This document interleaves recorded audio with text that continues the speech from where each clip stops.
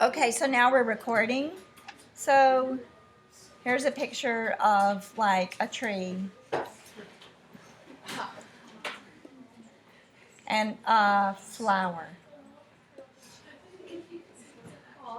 All right, we're ready to go. All right, so this is really like against my religion. I don't even know if I can do this or not. So seriously, if you're talking, it's weird to say this the week of a test. We still got a lot to do, so if you're tempted to talk, don't. All right, unless you're helping somebody, that's okay. All right, secant of arc tan of negative 1/5. Okay, if you can do this one, you could do any of them. Arctan of negative 1/5. Arctan can be in quadrants 1 and 4. Where is this one? 4. Very good. Okay. And so tangent is opposite over adjacent. Which one of those would have made the negative happen? The x or the y component? The y component. Okay. Then, oh, I'm sorry. This is negative 3/5. Did anybody catch that? If you're looking at your homework, that was negative 3/5, not negative 1/5. I just couldn't read my own writing. The book had negative 3/5. This is not a 3, 4, 5 triangle, is it? No. Because don't be tricked by that. Do you see that one of the short sides is 5, so the hypotenuse has to be longer than that. If you do the Pythagorean theorem on your own, somewhere off to the side, the square root of a squared plus b squared, you'll get the square root of 34. Okay? By the way, if you do a squared, this really plays a lot into what we've talked about lately.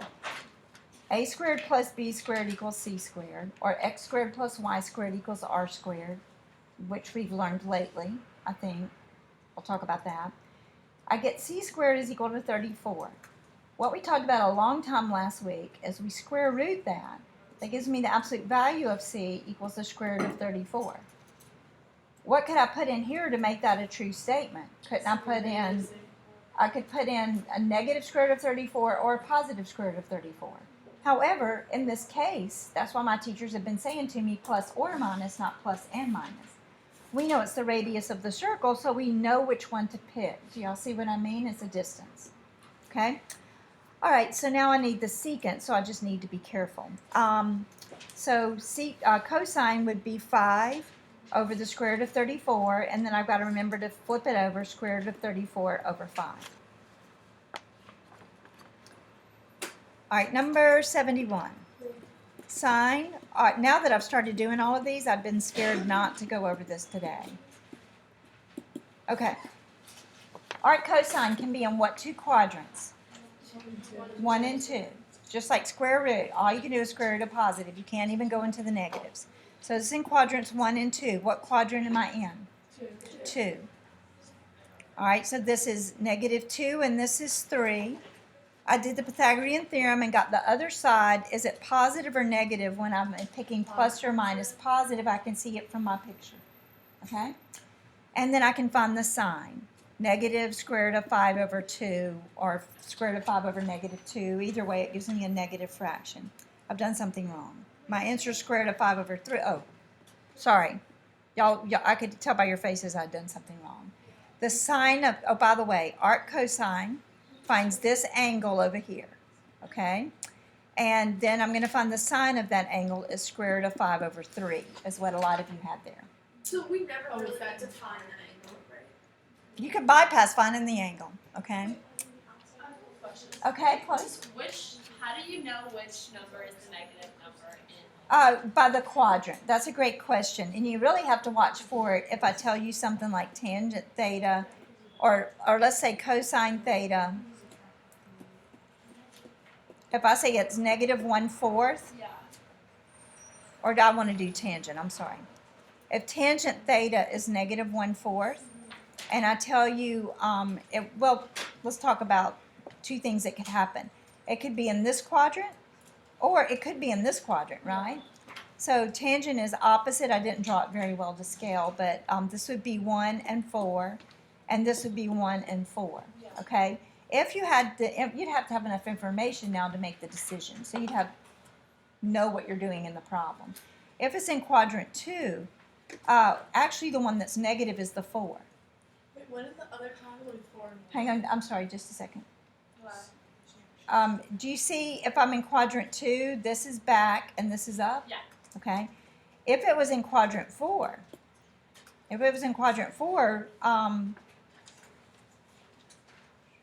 the 4 would still be negative. -4. Okay. But so that wasn't very helpful. Wait, when? I was trying to show you one where I've had to decide which one's which. Maybe it happens with cosine, so it couldn't Well, happen. that one up there had it, I just don't understand what it was. Okay, with arc cosine, I know I'm in quadrant 2 and I can actually see from my picture which one's negative. And this one had to be positive. What I'm trying to, like, I don't want to spend too much time on it right now, but if I have -2/5, it will come up sometimes, Chloe. That could be because you have -2/5, Yeah. or it could be because you have 2 over -5, and the situation would present itself in a certain way. I know what I did wrong, and somebody was probably trying to correct me. I know what I did wrong now, Chloe. I labeled this incorrectly. This one would be 4, wouldn't it? Somebody was probably trying to tell me that. That would be 4. And this would be 1.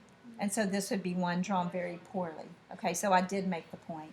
Tangent's -1/4. If I'm in quadrant 2, it's actually because it's 1 over -4. If I'm in quadrant 4, it's actually because it's -1 over +4. So you have to know where you are for your x and y components. And if you don't know, then you'd have to get both answers, but that usually doesn't happen. Okay, now I was like, just a minute, and I kept on going. Was somebody just trying to correct me, or? No, that was it. Okay, thanks. Yeah, hopefully you would have just kept, like Katie LaPola knows I just keep going on. You just like punch her so she'll make me stop. Okay, number 13. Now, Chloe, this is interesting because I don't know the sign of x. And it's not your fault, as teachers will say -x, when that might not be negative, it just means the opposite of x, right? If I have this, couldn't that be positive if x itself is negative? Yeah. So I really should be always saying the opposite of x, but be that as it may, watch how we can get a workaround here.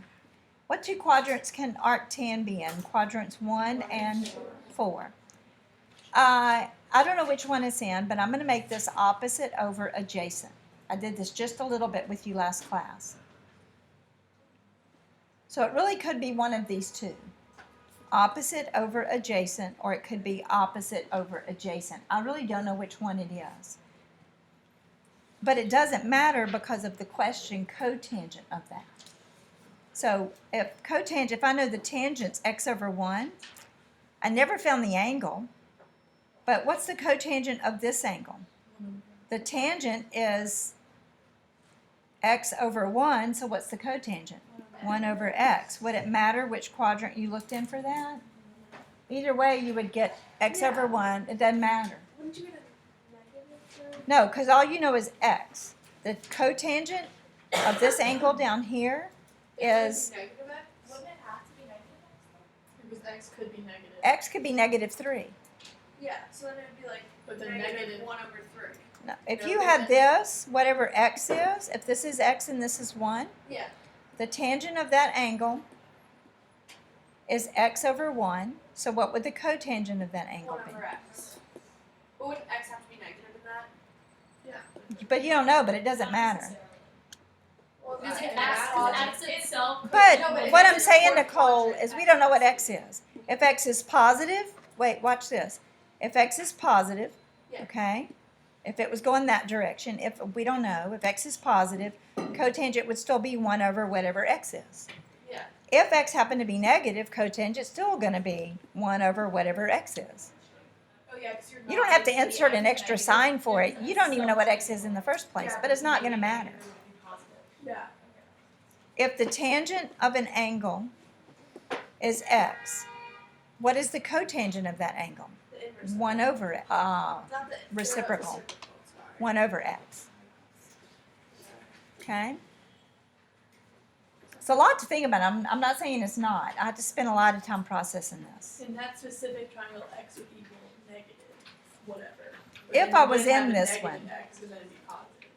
Exactly. You wouldn't want to insert a negative in front of the X there. You'd be messing it up. And a lot of the misconceptions, like the plus or minus we talked about and the negative X, is really your teacher. It's on your teacher's shoulders. It's not on your shoulders. I try to correct my language when I'm teaching Algebra 1 and call it the opposite of X, but I fall into calling it negative X, which makes my students think that it's negative when it might not be. We do that way too much. All right, so moving on to another boring slide with a person walking a dog.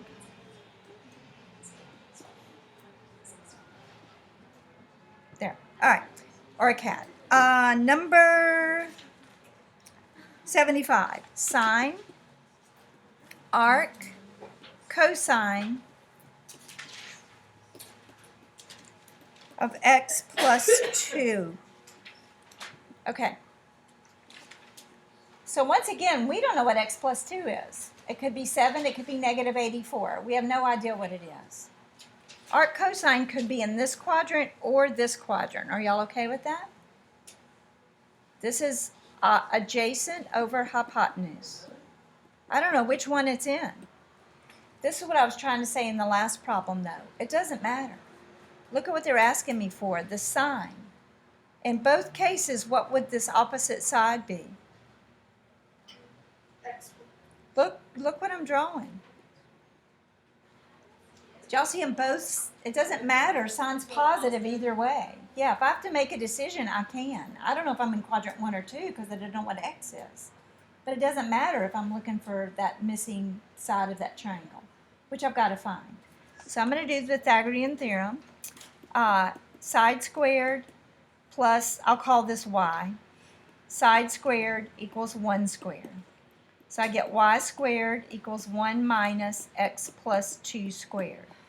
You could FOIL that out like they did in the book if you checked your answer or not. I don't really care. I just left it like that. So y is equal to plus or minus the square root of 1 minus x plus 2 squared. Now I have to make a decision. But y'all see what I mean? Arc cosine can be in quadrant 1 or quadrant 2. But I'm deciding on my y component. In either quadrant, it's definitely what? Positive. So I would say y is the square root of 1 minus x plus 2 squared. So when I find the sine of this angle, I would say opposite over hypotenuse, or y over r, I prefer. Would it have mattered? Y over r? They're both positive. Wait, I would, So this is my final answer. Or you could FOIL it out and subtract it from 1.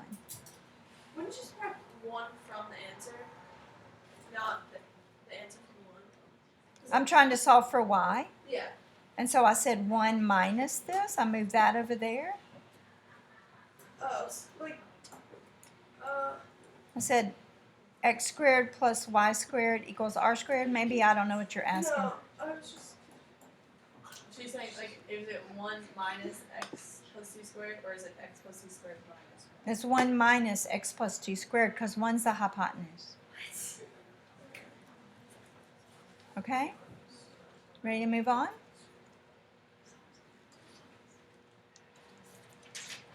Okay, let me pause. And Isabel, I'm on the way to answering your question at least. I got to get online and hope it works now. So, but keep there. But at least I'm starting to open that up for you. Are there any other questions so far?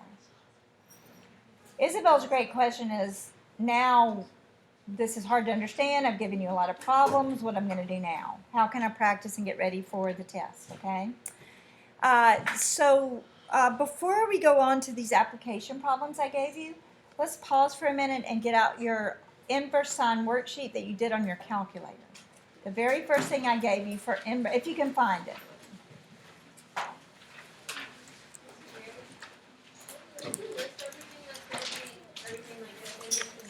I always do that in assignments. Okay. So I'm not going to right now because I might leave something out. Oh, okay, so this is what I was saying. So, like, you could get 30 degrees, but then the radian version is like 0.52 whatever. So that would still be right, it's just in radians.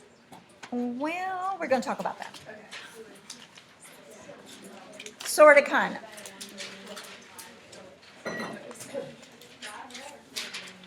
All right, I don't have my sheets. Somebody going to have to call them out to me in just a minute, one at a time. Unless we already did this. But you know what? If we already did it, won't hurt to do it again. All right. Was Newman your last name before you got married? Yes. And so now we're out of people that ever called me Newman here at Marymount because they've all graduated when they first. Well, a few of them refused, like Claire Hickey will probably never change, but because she's Claire Hickey. All right. I've heard about this so many times. Claire Hickey. Yeah, I've heard her name so many times. She's a legend. She is a legend. All right, but we won't tell her that. Okay. These questions, I have not picked up a calculator. I have not looked at a calculator. These would be non-calculator problems, okay? So I'll be answering Elena's question as we go and what we've been asking. If I don't say what to answer it in, if I forget or Mr. Hill writes that part of the test or whatever, you can ask me and I'll give you one if you want me to pick for you. Most likely I will say answer in radians or answer in degrees. If I don't, then you can just pick. Or call me over and I'll pick one for you. Let's do all of these in radians though for now, okay? All right, what is number 1, those of you that found the sheet? Remember, this could also be inverse sine. It could look like that. I just don't like typing that on my computer. So arc sine's a lot easier. Arc sine can be in quadrants 1 and 4. This is definitely in quadrant 1 because it's positive. And I know that angle, I've got to go backwards and recognize it. It's pi over 6. It was okay with me if you wrote 30 degrees. You probably got 0.523 or something on your calculator because I'm super nerdy and I happen to know what pi over 6 is, which is kind of scary. I almost hope it's not 0.523 at this point. Okay. Anyway, moving forward, okay? You wouldn't have any idea what that was without your calculator. Do you see you would have been reporting pi over 6? Yeah. Okay? If you did it in degrees, that's fine. Just verify we're getting the same angle in a different language or write my answers next to yours. All right, what's number 2? Arc cosine of negative 1. Okay. Arc cosine can be in quadrants 1 and 2. What quadrant am I in? 2. Okay. And I recognize the angle is 60 degrees as my reference angle. But how do I get a 60-degree angle in the second quadrant? 120, or if I'm doing radians, that would be 2 pi over 3. Okay? The way I did 2 pi over 3 is I'm thinking of pi as 3 pi over 3, so what's the one right before it?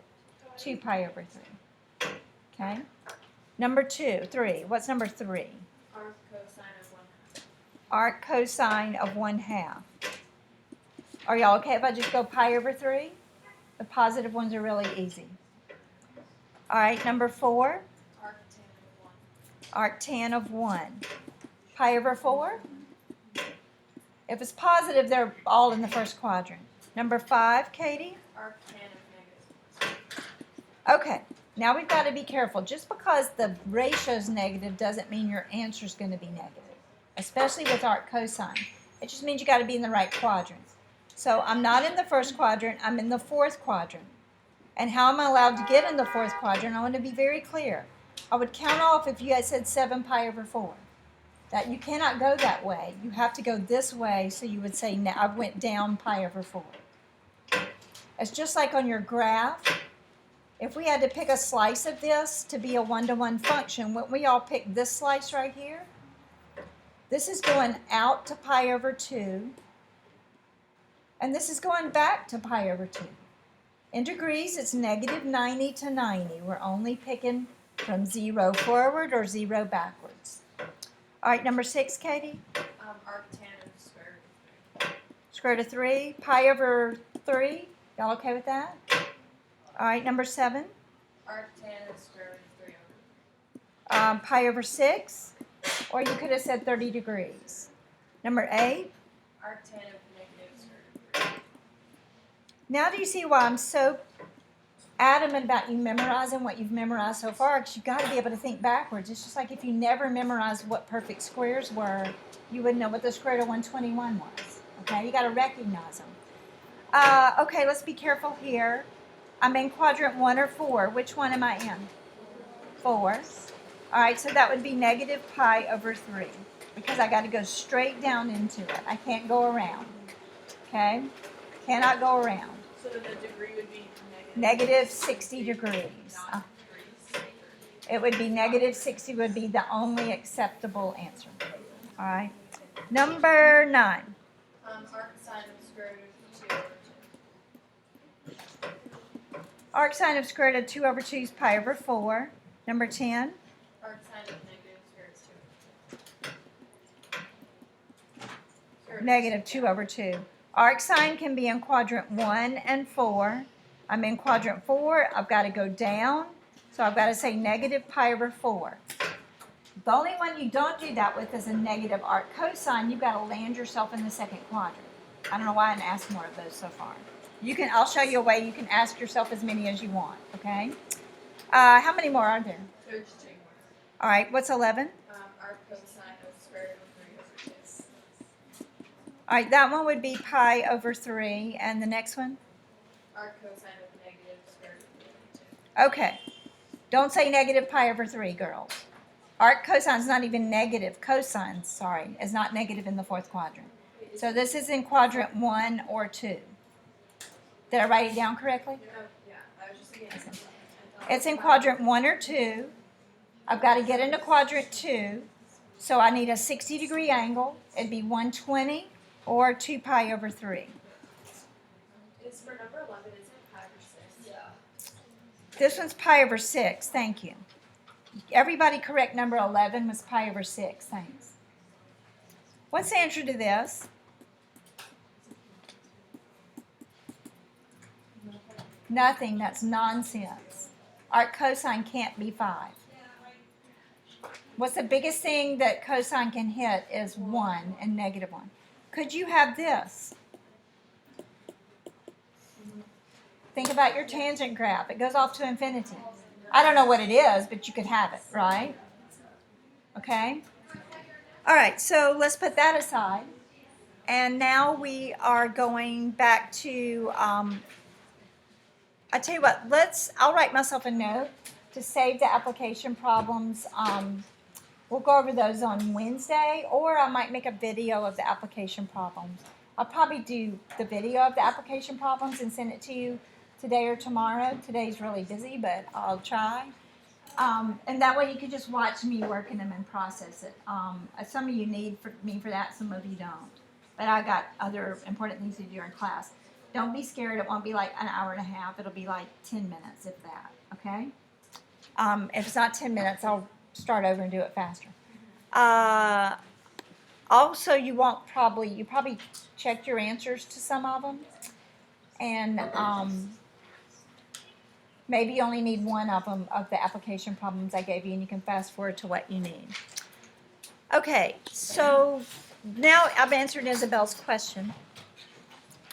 All right, this is how you can practice your inverse trig functions.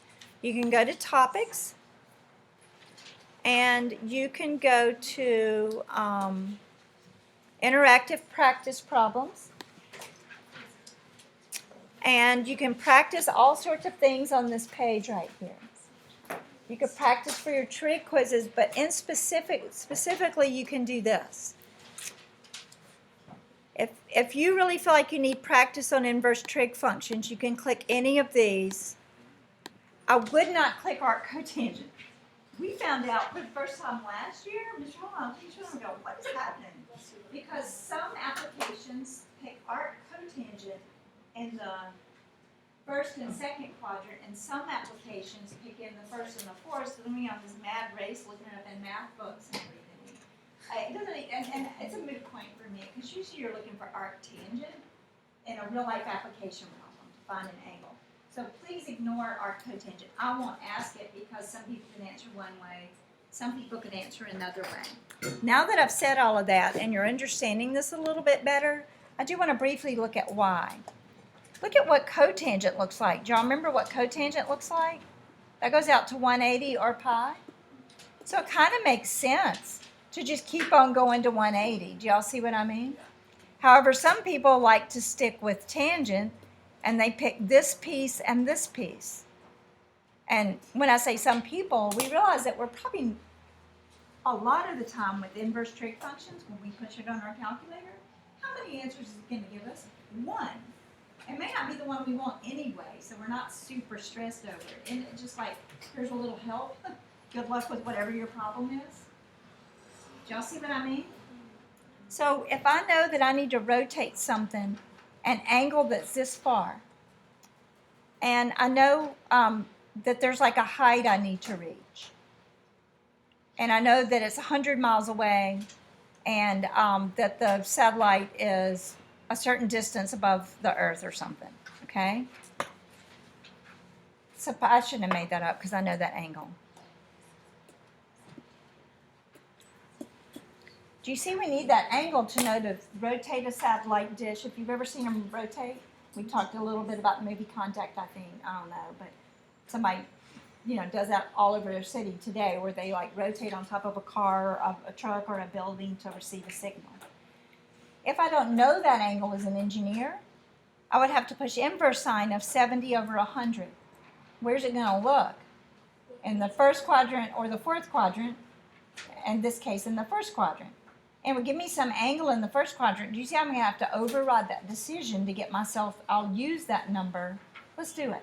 Push, go in degrees. Degrees.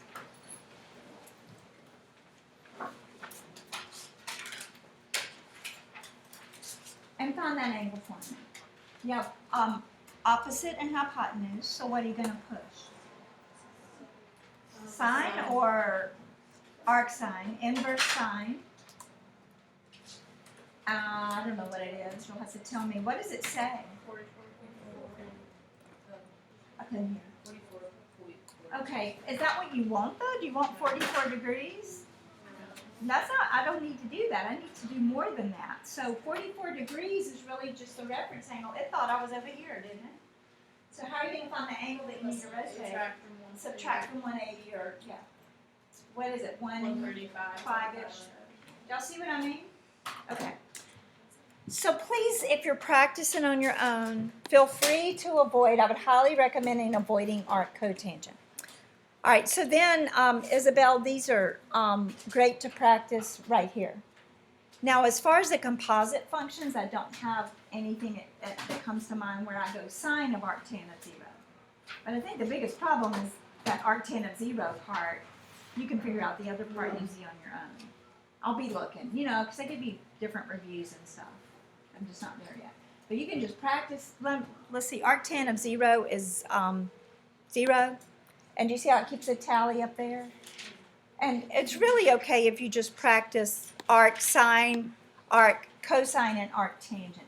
Because quite honestly, that's what people use. I mean, if you've got a ratio, why would you put adjacent over hypotenuse? Why not? I'm sorry, I would put adjacent over hypotenuse. Why in the world I would do it the other way and find an angle? I don't even know. Do y'all see what I mean? Feel free to use those three and practice. This one would be, I'm sorry, I forgot to show you this. You can also do radians and degrees. You can do both, and you'll get a mix of things. I wish I hadn't just done that because I wanted to answer the arc cosine one a second ago. But that one would have had to be 150 degrees. But you can practice here. Under topics, interactive practice problems. Okay, so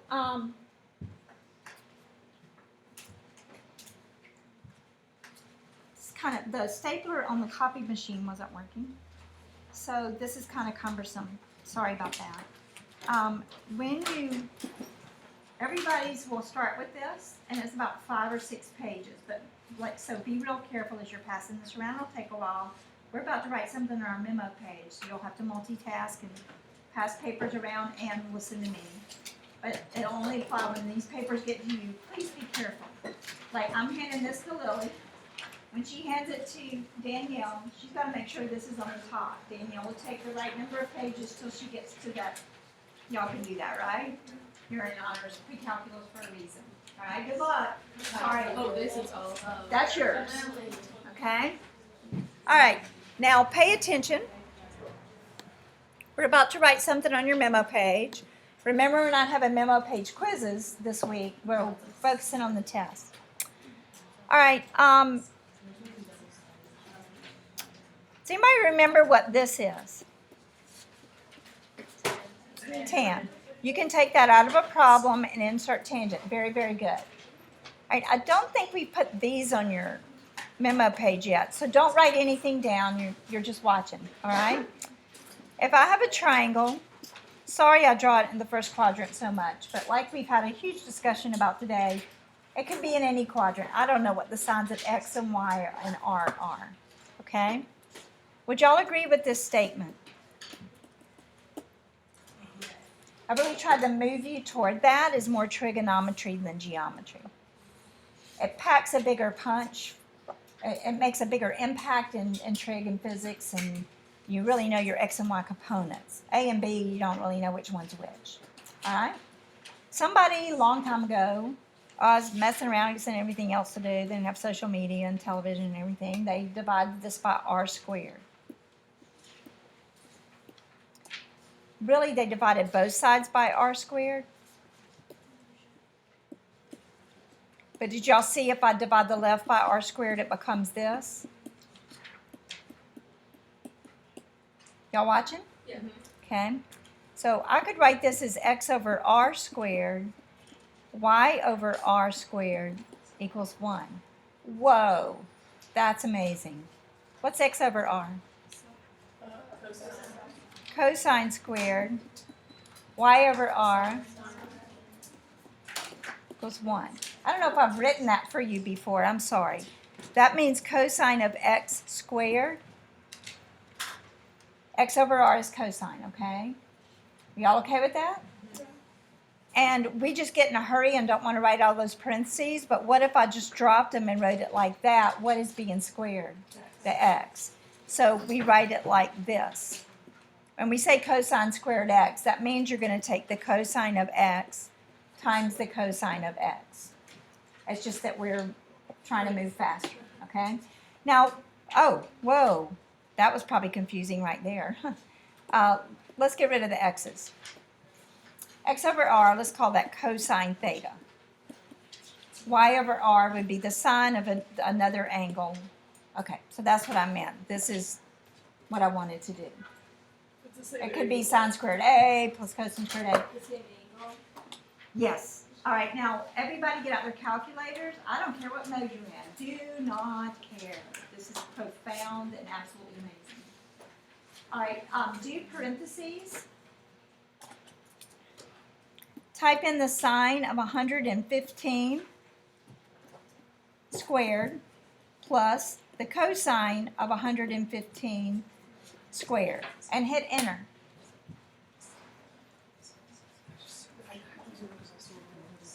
Anybody get an answer yet? What did you get? 1. Is that not amazing? Okay, when you do sine squared plus cosine squared of any angle in the whole world, in any mode ever, it will always add up to 1. What's going to happen if you put it in your whiteboard and graph sine squared plus cosine squared? You just get a lot of. Right, but wouldn't you expect it to have been some crazy wavy graph? It just flat lines at once. Absolutely amazing, okay? All right, so why stop there? You're not writing on your memo page yet. Well, whoever did that hadn't been attributed to someone's name, but if we're going to do that, why not do this? Let's divide it all by x squared. That'll give me x squared over x squared plus y over x squared equals r over x squared. 1 plus, what's y over x? Tan. What's r over x?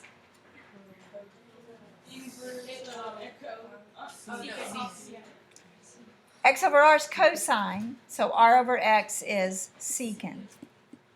I'm not going to get you to do it right now in interest of time, girls, but if you typed into your calculator 1 plus tangent squared, and let me say this, If you type in 1 minus tangent squared or sine squared minus cosine squared, you'd get some wavy, crazy graph. There'd be a lot of stuff going on. These are just these amazing Pythagorean identities.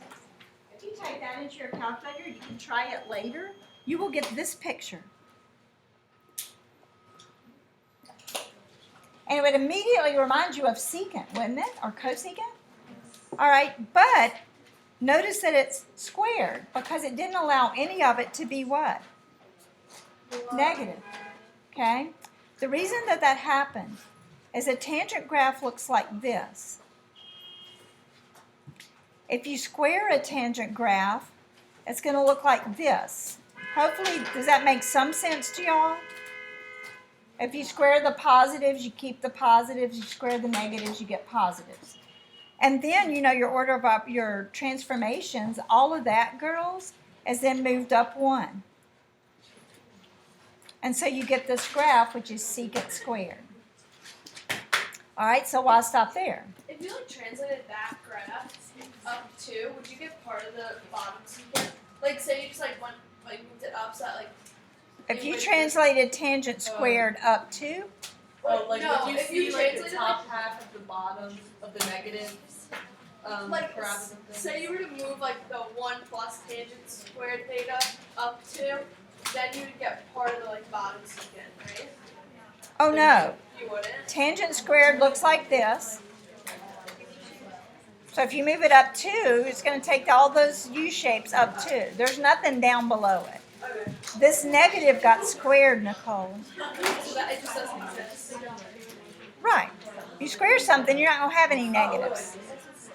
See what I mean? All right, girls, listen up.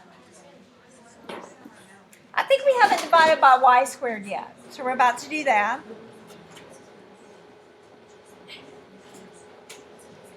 All right, this is x over y squared plus 1 equals r over y squared. Grace, what's x over y? X over y is Almost. cosine. Are y'all okay with that? Okay, so that's cotangent squared theta plus 1. What's r over y? Be careful.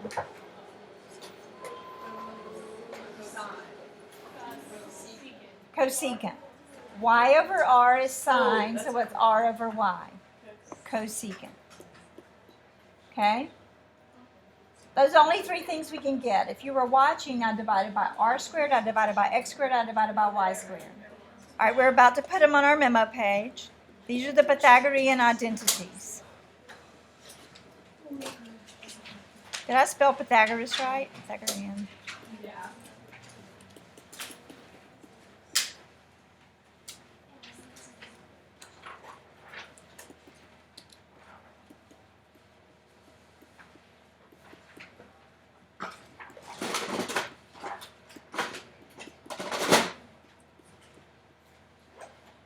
I might as well be teaching you today 5 plus 2 equals 7. These are like math facts you need to know, these addition facts.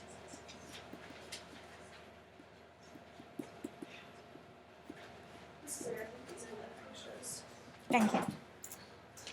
Because is someone missing besides Katie? This doesn't look right. It's 4 pages. Huh? 4 pages. Lily, will you count your pages, please? I have 7, but everyone else's was double sided. Oh, I gave you my original. Okay.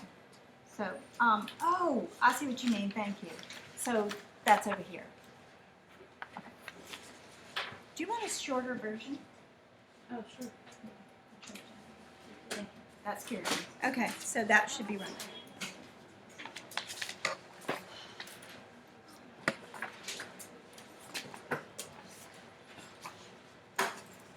All right, hopefully you have all the right pages, because I have a mess of stuff up here. Sorry about the stapler.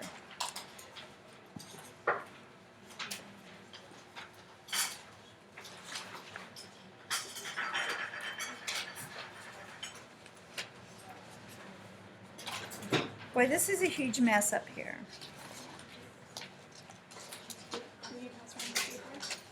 Nah, they're okay. It's just that the machine wasn't stapling or acting it all right this morning. I think they're okay. Most of them punch holes in it and put it in their notebook. Okay, this is your first page, right? Or find this page. Does everybody have this page? All right, that should be your first page. And Miss ZC was wondering, does anybody want a stapler? Okay. All right. So this is one of my favorite things in trigonometry. It's like you're working a puzzle. Okay, that's why I was afraid they didn't get passed around correctly. Oh, but I handed you that, right? Yeah. Okay.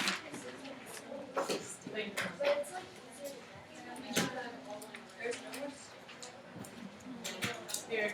This is Eric. Could you press the thing so we can see the? Yeah. Thank you.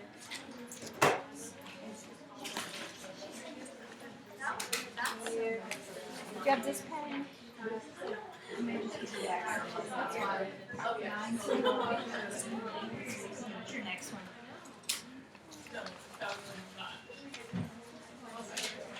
I don't know how this got to me in such a mess. Kind of scary. What's next?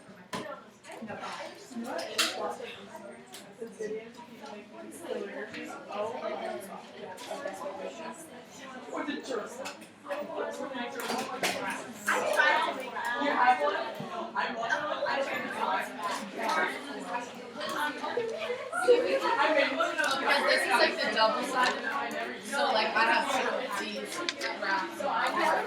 I can just take the 7 non-double sided.